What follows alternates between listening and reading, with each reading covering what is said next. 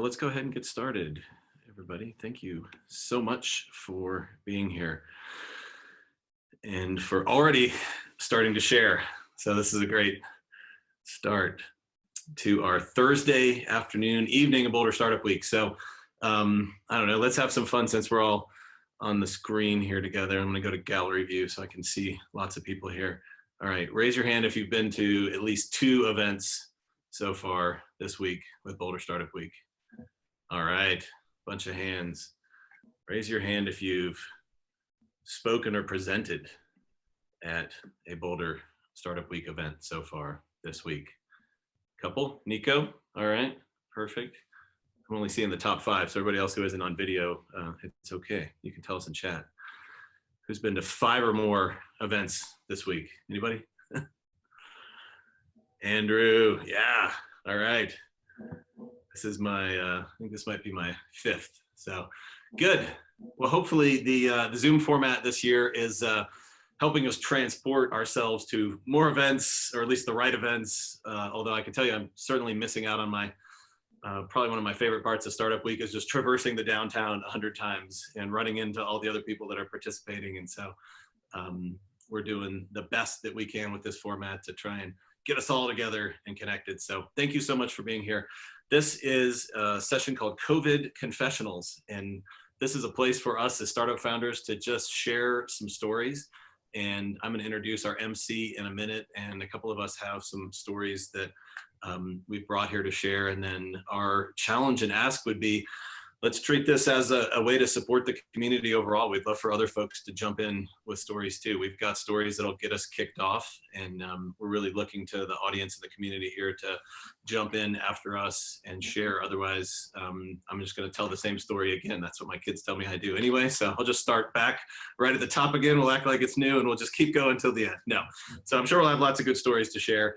And just as we get started here, I want to read a little thank you to our Health Track sponsor, our Health Track sponsor. It's Thursday.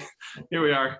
And a big thank you to all the sponsors for Boulder Startup Week that make this event happen. Even though we're virtual, it's still a big team of volunteers and leaders that put this together, and businesses and organizations that bring their dollars to sponsor it.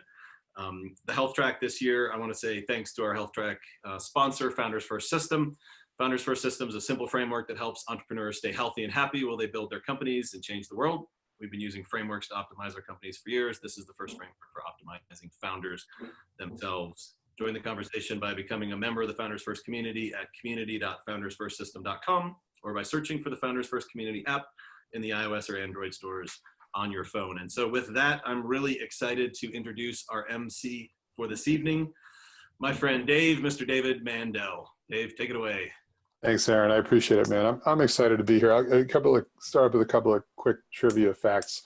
Not only did I sponsor the very first Boulder Startup Week back, so clearly I'm old as fuck, right? So been here forever. My company sponsored the very first Boulder Startup Week, but we also housed, we didn't start a run, but we housed the very first startup weekend ever at our office here in Boulder as well. So clearly been involved in the startup scene way longer than I like to admit.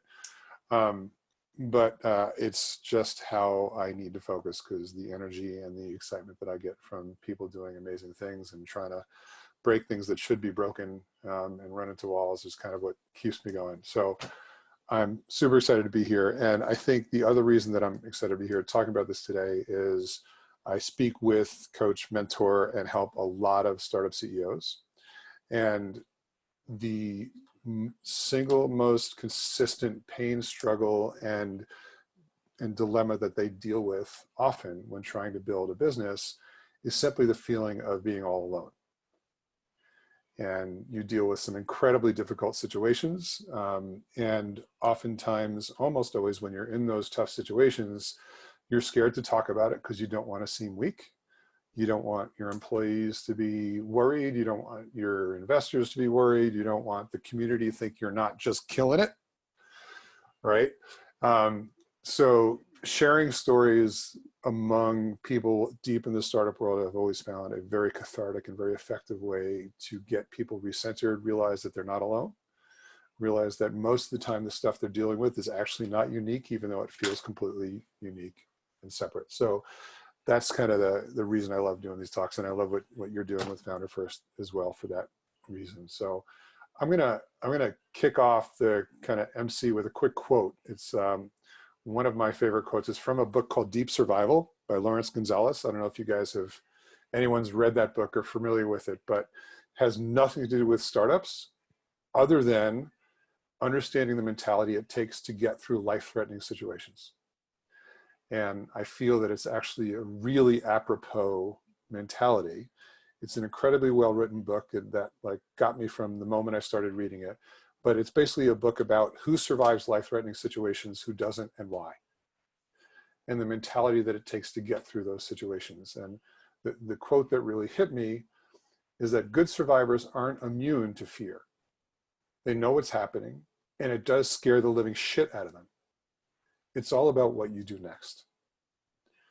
And finding tools and ways to kind of focus on the what I do next is how we survive, and how we get through situations, and how we build great companies, and how we get through the troughs of despair, or the lack of funding, or your best employee leaving, or your co-founder screwing with you and stealing your money, and all the other bullshit that you have to deal with. So the mentality here is everybody struggles. The best way to kind of get through that struggle is to share and to be open and to be honest. So I'm going to kind of maybe kick it off. Nico, I know you're here playing today, and you've got a couple of stories you want to start with. So that would be, Aaron, unless you wanted to start, it's totally up to you guys. But if you could start with just, Aaron, we know who you are, but maybe just a quick intro and background, and kind of share some stories that, maybe you thought you were alone or weren't sure what to do, but stuff that you realized that would be helpful for other people that are going through similar stuff.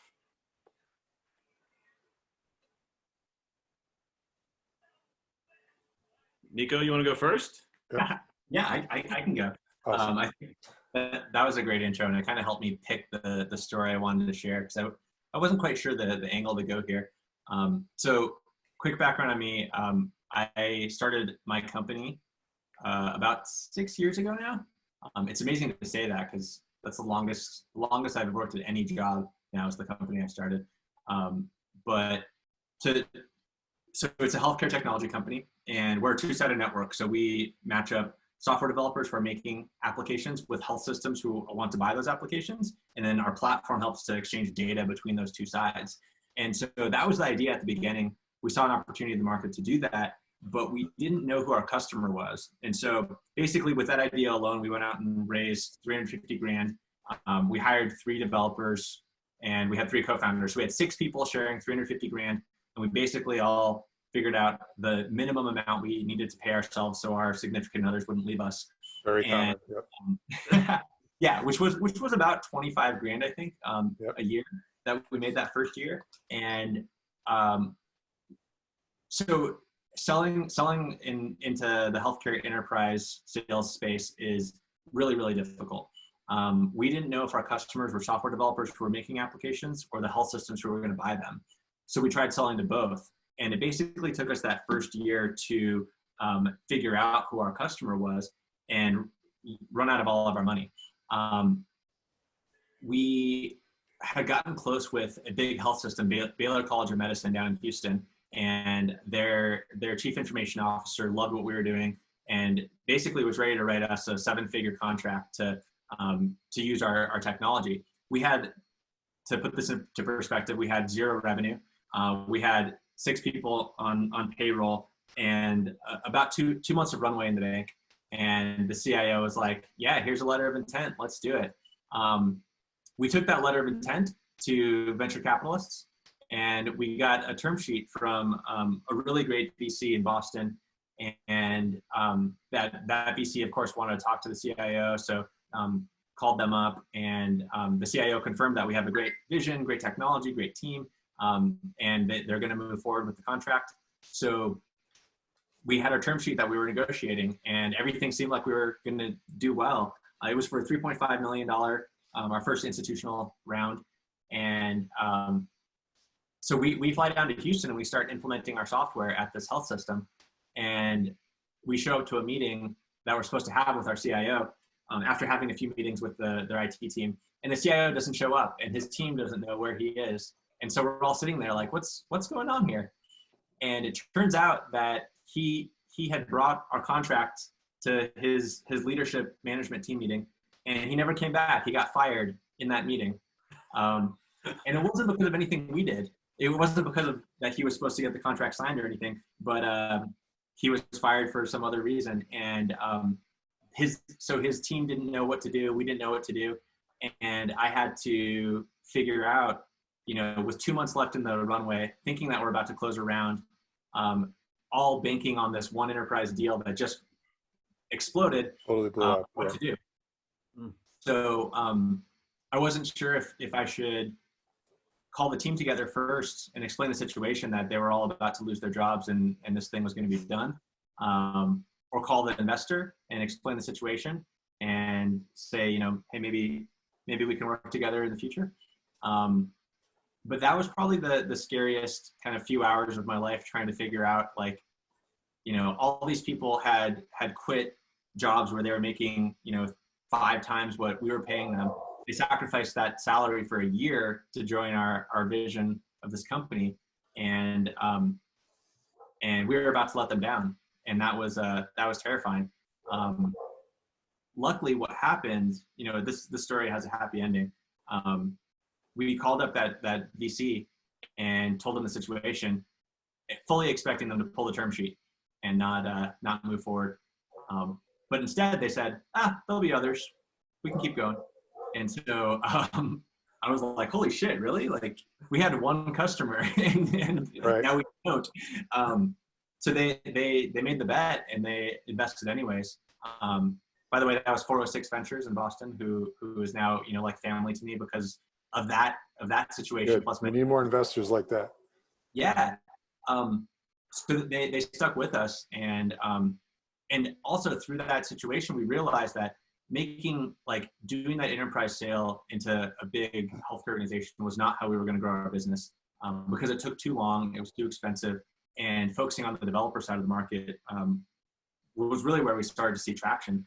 So it was actually a signal in the market as well that was the wrong direction for us to be going in. So it forced us to change our business model. Fast forward to today, we still use that business model 5 years later, selling to developers. We now have 180 employees. We've raised $50 million in venture capital, and we support now 800 health systems across the country. So that was really this point in our early stage where I thought the business was going to be over, but it was actually the thing that made the business actually succeed. So it was awesome. So first of all, I kind of knew where it was going when you started the company. I was scared just for you because I knew where that was going to happen. But I'm really glad you guys got through it. But take me to sitting in the conference room and finding out the CIO is fired. What's going through your brain, right? Like, we know it ended up okay, right? But walk me through the emotion, your decision tree, and what was going through your head? What did you do next? Do you remember enough to relive that moment? So it was an immediate sweat bomb in my hands. I remember we kind of tried to kill time because it was the CIO's team that was in the meeting with us. So we were like, oh, well, maybe we can just whiteboard something out. And so one of the guys in our team, Devin, stood up to the whiteboard and started drawing how it's going to work and stuff. And I just remember looking at it being like, this is pointless. What is going on? So after we, they made some calls, they looked at some emails and figured out that he wasn't going to be joining us.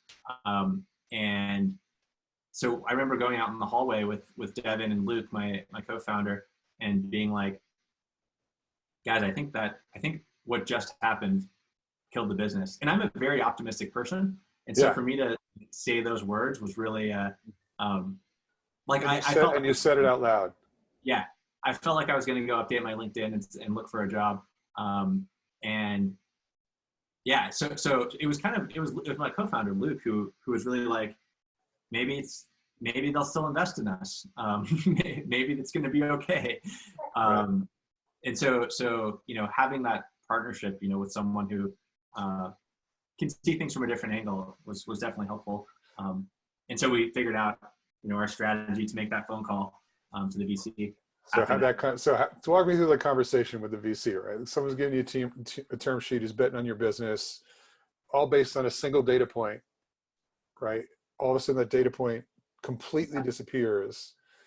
Like, how do you handle that? What's the mentality you go through when you make that phone call? Well, so from our perspective, it certainly looked that way, that they were making the bet on a single data point. And so we thought it was all over. And really, we were just calling them to let them know, so that I had basically thought that no way they were going to move forward. But what he described to me on that call was that this wasn't a single data point. They had a thesis for our industry, and they said a company like us should exist. And they looked at a couple companies that were trying to do what we were trying to do, and they picked us because of the people we were. And then, of course, the letter of intent from a big health system was good, but what I didn't realize is that they would have made the bet anyways. So our perspective was very different from theirs. And so learned that through that conversation. And also just learned that their perspective was very much betting on people, not betting on, one deal to go through. Yeah. I think that's the real unknown takeaway from that story that I've experienced myself as well, right? So I know a lot of founders whose companies don't succeed, and I will throw myself in that. Like, my second startup crashed and burned in glorious fashion, taking a lot of people with it. And I thought, I was done, right? Like, I'm done. I lost people's money. The company didn't succeed. I'm going to have to leave Boulder, and who the fuck knows what I'm going to do, right? And that is a very common emotion that I feel with a lot of CEOs. And when I finally had the conversation after the company imploded with my investors, they're like, all right, what's next? Like, let us know. And I had to ask them, like, why are you so supportive? Like, this company fucking exploded. They're like, no, dude, like, you did all the right things. Like, this is how it works sometimes, right? Like, it doesn't always work, but as long as you do the right things and you handle people the right way, and like, you do the best, like, that's what we bet on. That's our risk. So like, that's a kind of a good illustration of that, but I'll leave it there. Aaron, anyone else have a story they want to share with the group? I mean, I've definitely got a couple, but I'd rather hear from you guys. If anyone wants to jump in, that's why we're here. Yeah, I'm happy to jump in with one next. Sure. Yeah. I'm going to take us way back to one of the last big. But Nico, thank you for sharing. I'm sorry to interrupt, Aaron. Thank you. I just wanted to say thank you for sharing. It takes a lot of guts to stand up and share stuff like that with people that think you're supposed to always look like you know what the fuck you're doing, right? Sorry, Yes. Aaron, I cut you off. Right on. Yeah, no worries. So, anybody else here was running a company in 2008, their own startup, or Dave was. Yeah, it was a wild time, and I had so we'd raised a little bit of capital. So we started in 2003 officially, and it was a subscription software business, and we got to a couple $1 million in revenue. And the first thing that I remember, our investors, so we were pretty young. So I was 20, I was 22, and my co-founder was 19 at the time when we started. So we're a couple years in, and we'd gotten to a couple $1 million in revenue. And a friend said, hey, you guys should raise some capital from investors because I think you might be able to raise some capital now. And we're like two guys that are practically in our early 20s. And Ryan wasn't even in his 20s yet. He couldn't legally drink at our company party as we're starting. And so I was like, no one's going to give us any money. And we started talking to some investors, and they're like, wow, your revenue looks really good. We'll consider giving you some money. And the biggest takeaway I remember from that process, we raised $500,000 in the beginning, and then we raised $3.5 million in our Series A year later. So that's 2006 and 2007. And as we're sitting at the dinner with the VC firm, the senior partner of the firm looks at us and just goes, I didn't think you guys were going to show up. We're like, what do you mean? Like, we were at this dinner, you just gave us a couple $1 million last week. And he said, yeah, I've got 2 kids that are the exact same age as you guys. And if I gave them a couple $1 million, they'd be in the Caribbean right now. And I thought, Well, that's a funny anecdote, one, but two, like, did you really think that of us? Like, we're trying, like, literally, you're kind of calling us thieves in some way, or that we might have been inclined to steal the money. I was like, all right, that's fine. So we're feeling the pressure from investors now. We're starting to spend this money that we've just gotten in '07 into '08, and we're trying to slowly kind of meter it out as we're testing. Mostly it's advertising spend as we're trying to grow growth in our business. And then 2008 hits, right? So we're now in the middle of 2008. We're trying to figure this out. And I just still remember, what's his name from Kleiner Perkins? It's John Doerr, right? John Doerr from Kleiner Perkins. Yeah. So anyone who's in the startup space in '08 probably remembers this letter he sent. It was like John Doerr's open letter to the industry. And I'll paraphrase it, but it wasn't very long. It was like 3 sentences long, but he basically said, things are really bad, and they're going to get a lot worse before they get better. The strategy is hunker down and survive. Like, don't try and grow. Don't try and do anything smart or fancy. Just freaking survive, hunker down, and try not to die. And from an investor who's one of the top blue chip investors in the world to who's going and trying to capture 200% and 500% annual returns to tell us don't die as the new strategy was terrifying. So you've got me and my co-founder, we're young, we have a couple $1 million that, like, if we don't spend it, we're going to start getting massively diluted on the balance sheet, right? We're going to be running out of cash because we're not getting more revenue.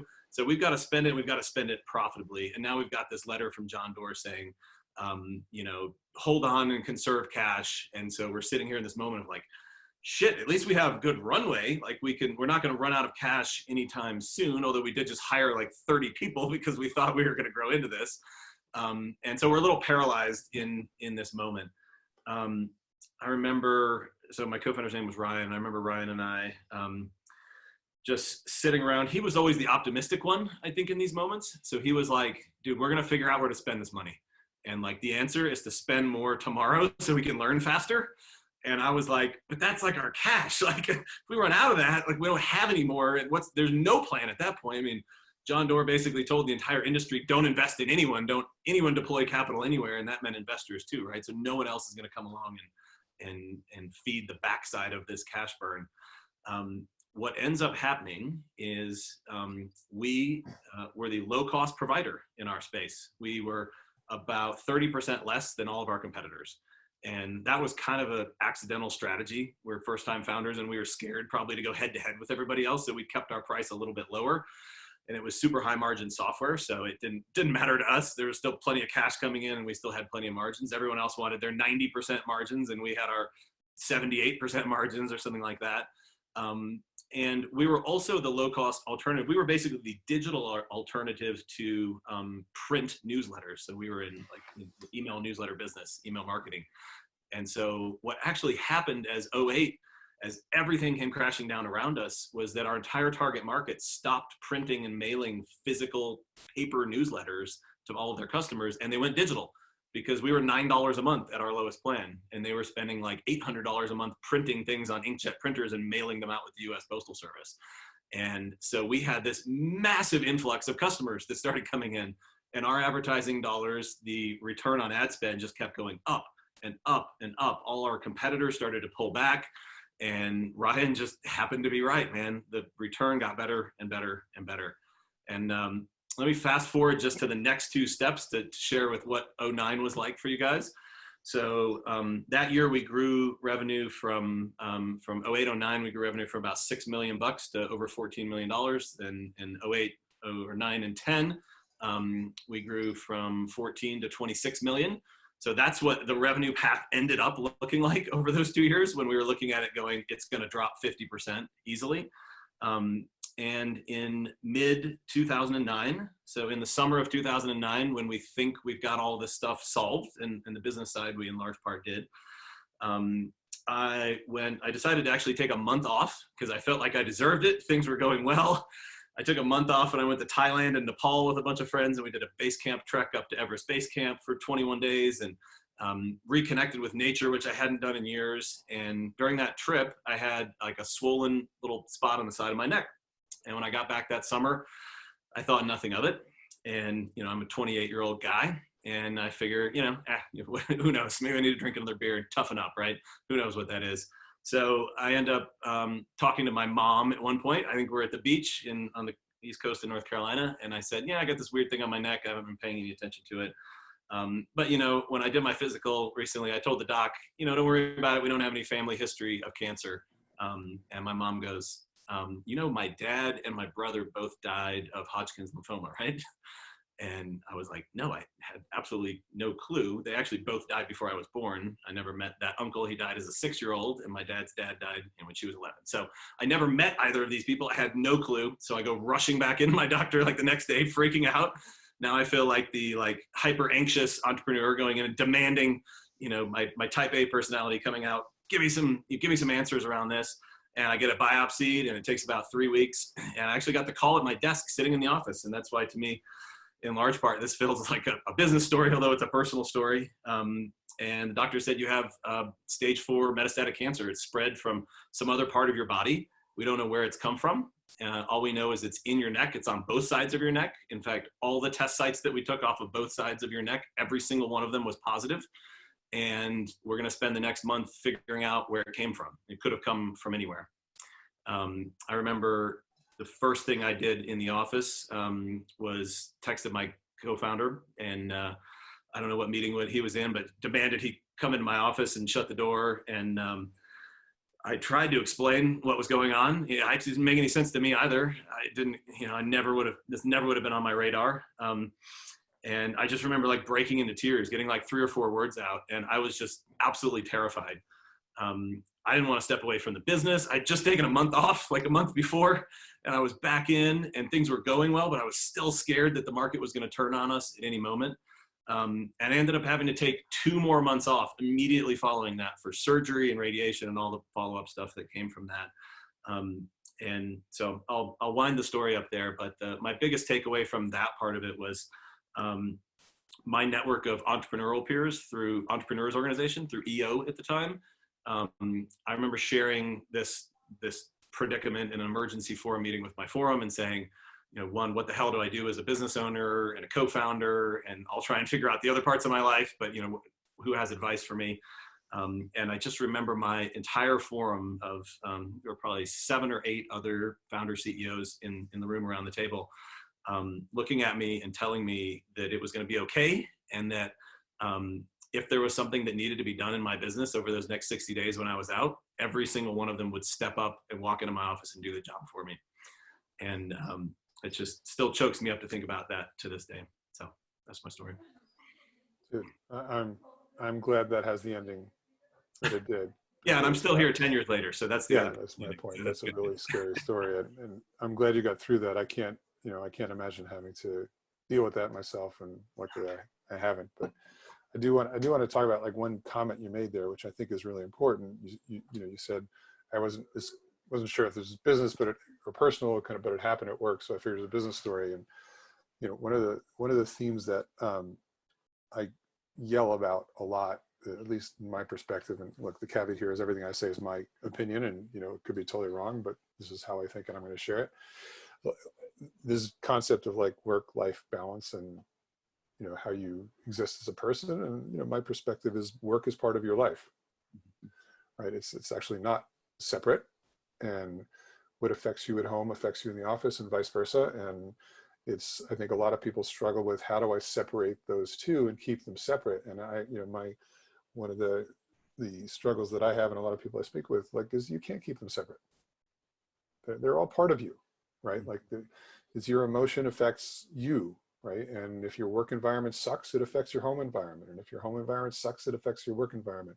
And work, especially for founders, right? Work kind of takes over your life, right? So many people that start businesses, their work becomes they associate themselves with their business, right? This business is me.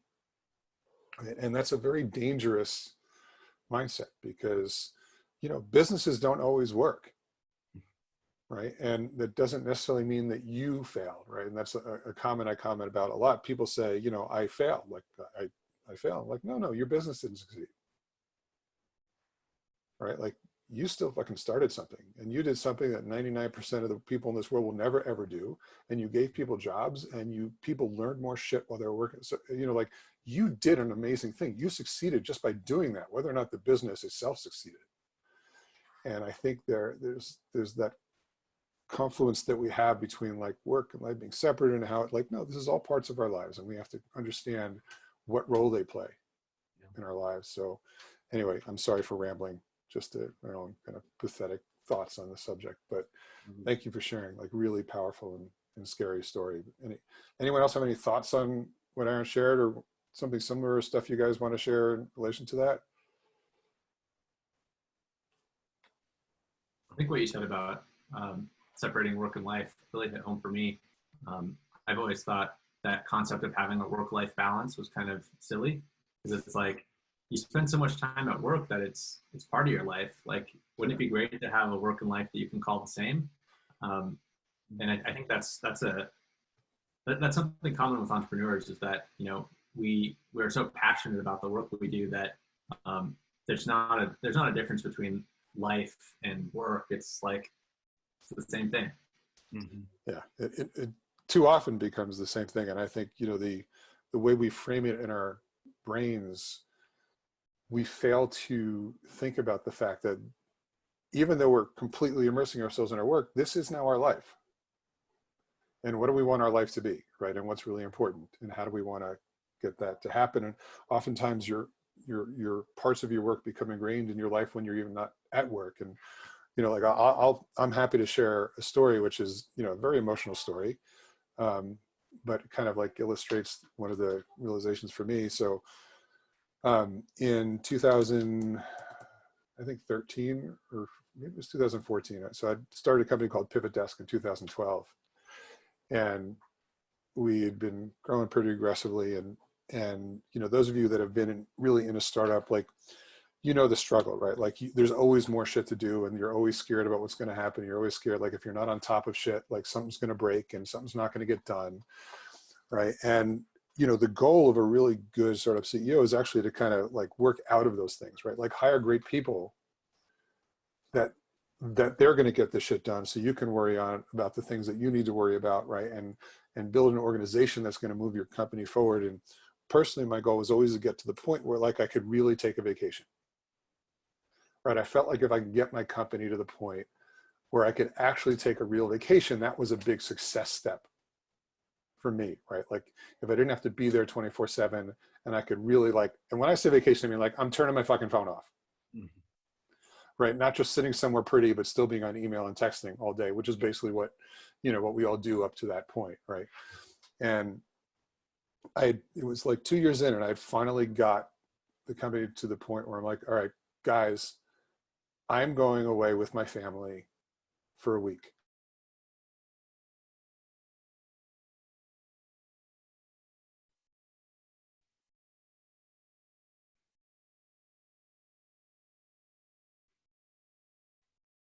Anybody else unable to hear?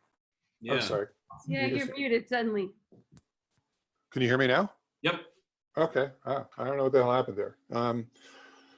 Anyway, so like my point is, I'm like talked to my executive team, like, you guys have this, right? Like I'm going to go with my kids and my wife, and we're going to go away for a week. And my in-laws have a timeshare in Aruba, so we're going to go down there, and I'm like just going to hang out on the beach for a week, and I'm going to drink, and I'm not going to worry about anything.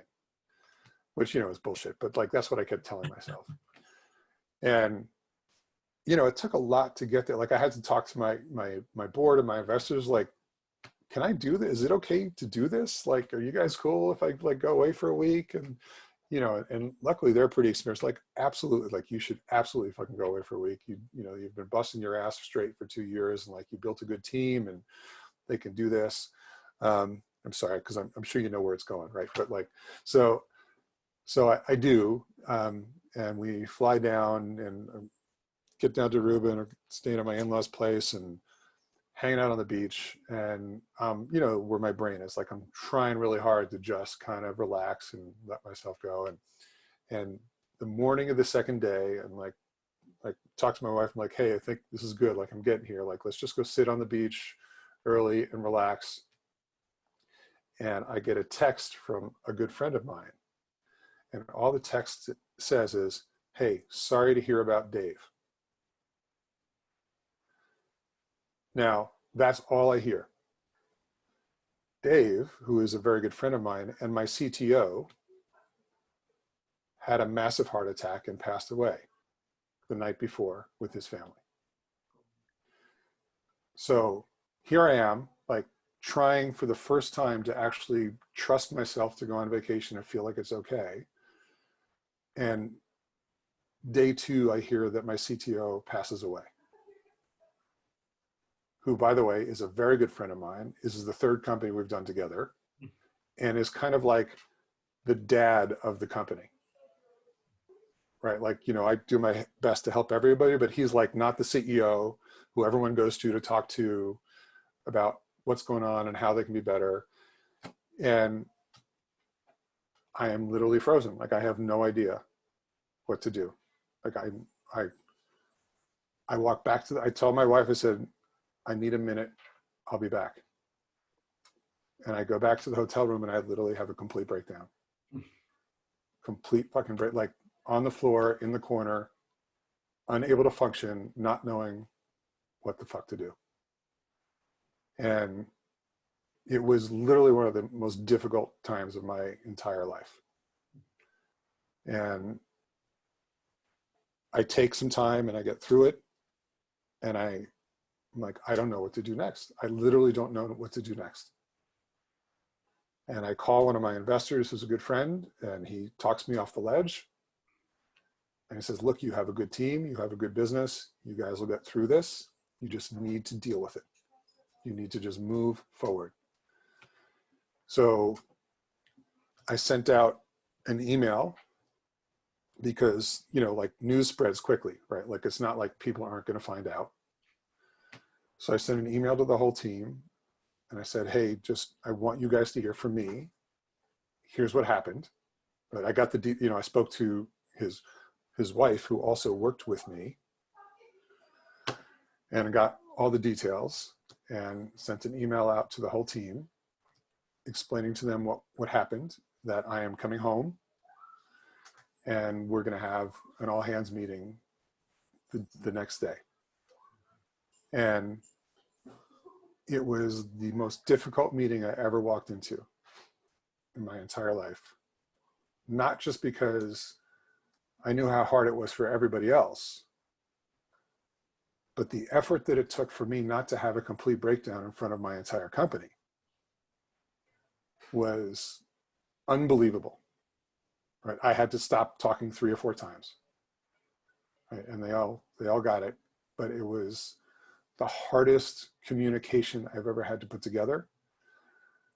I sent everybody home for the next day and a half. I said, don't even come to work tomorrow. I said, I'll just take a day or 2, get through this, and then let's circle back, and then we'll put some plans in place to kind of move forward.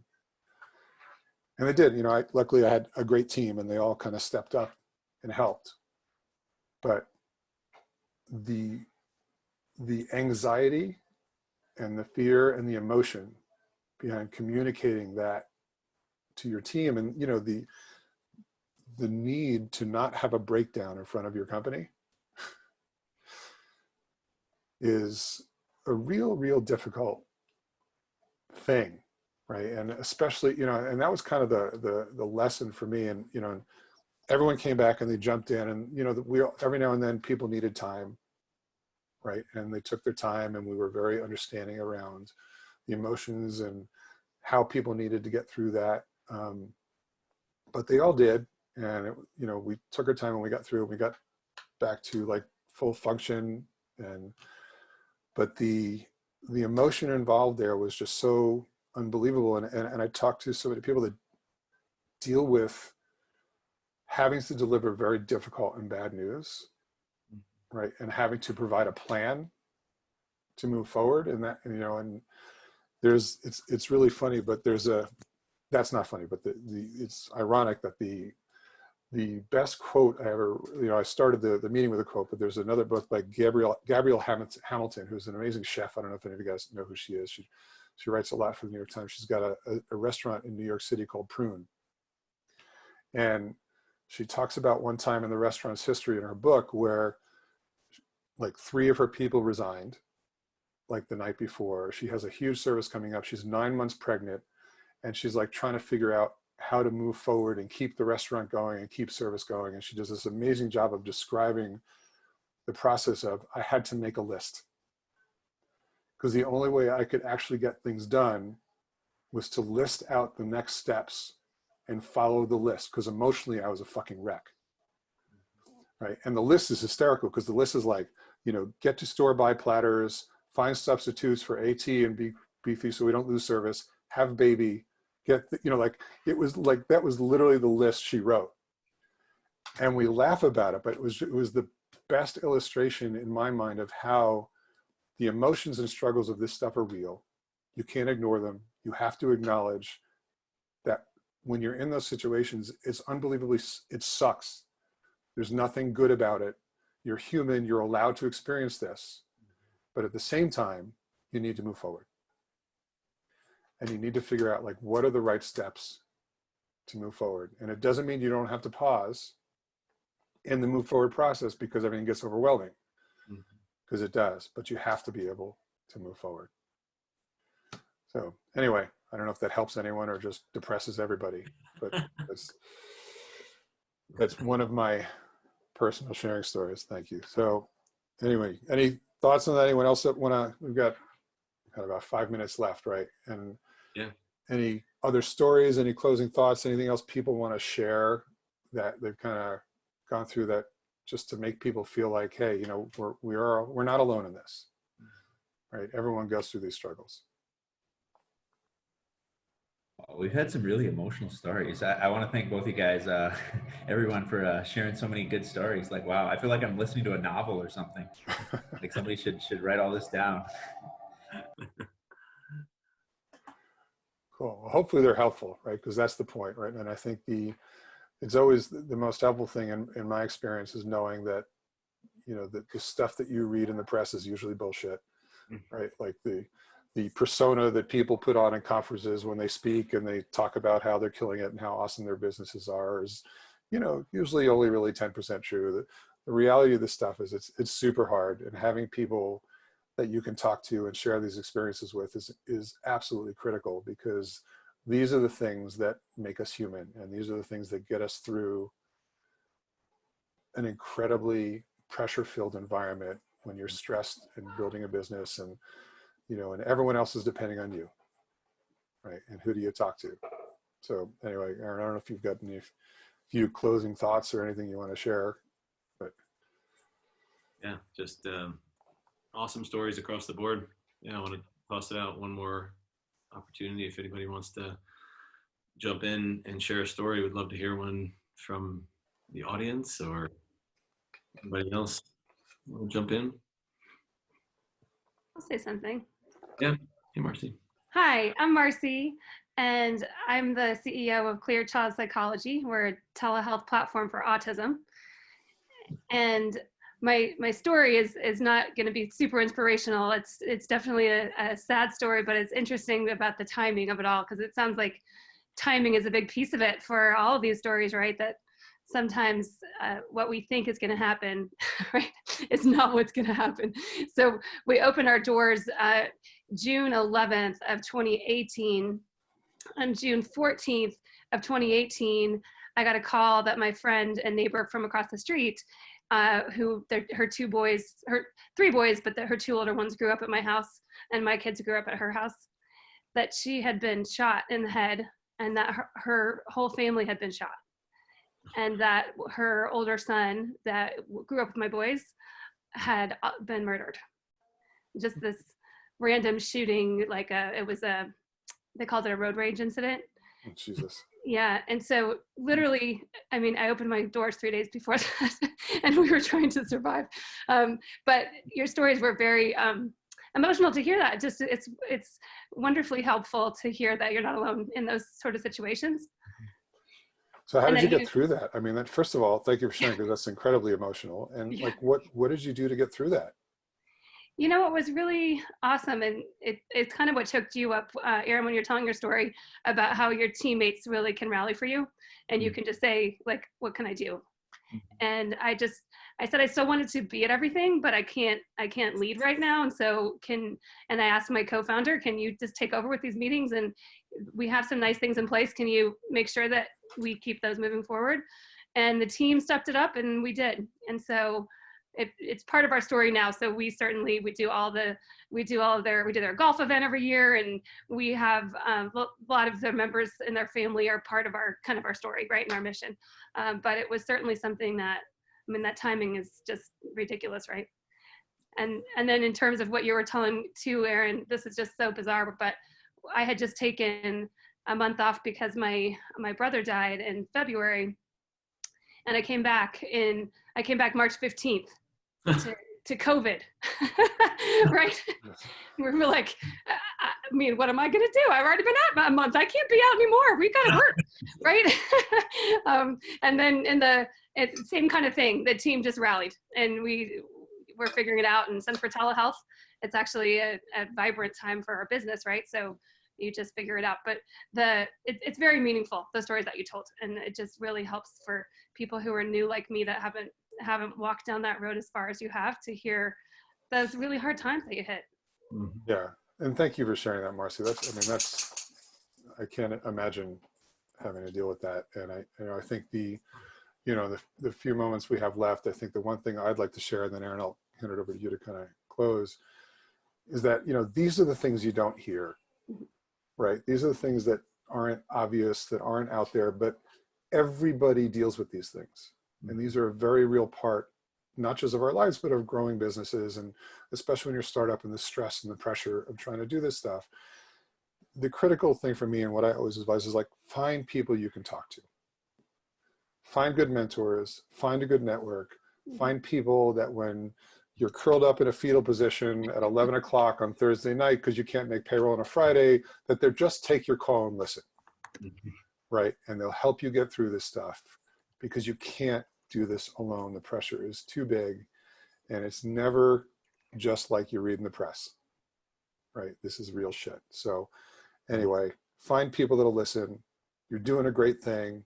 Get a network to support you guys, and you'll get through it. So anyway, that's my thoughts, Aaron. Thanks for having me. I'll kind of let you close here. Awesome work, Dave. Thanks so much.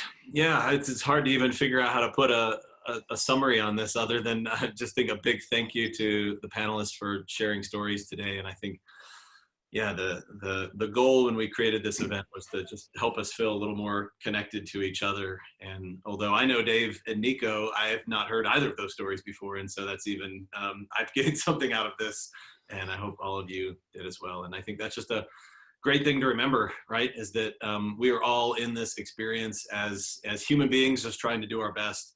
And to the extent we can find ways to be joyful and enjoy the experience in the moment and not make it about us as much as we can. It's so hard, right? Like, it's my company, my ego, my success, my failure.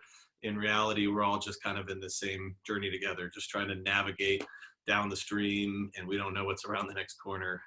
Some of these stories that with the positivity and opportunities that came out of them, right? Like extra connection with people, or people stepping up for you in ways that you didn't know that they would be there.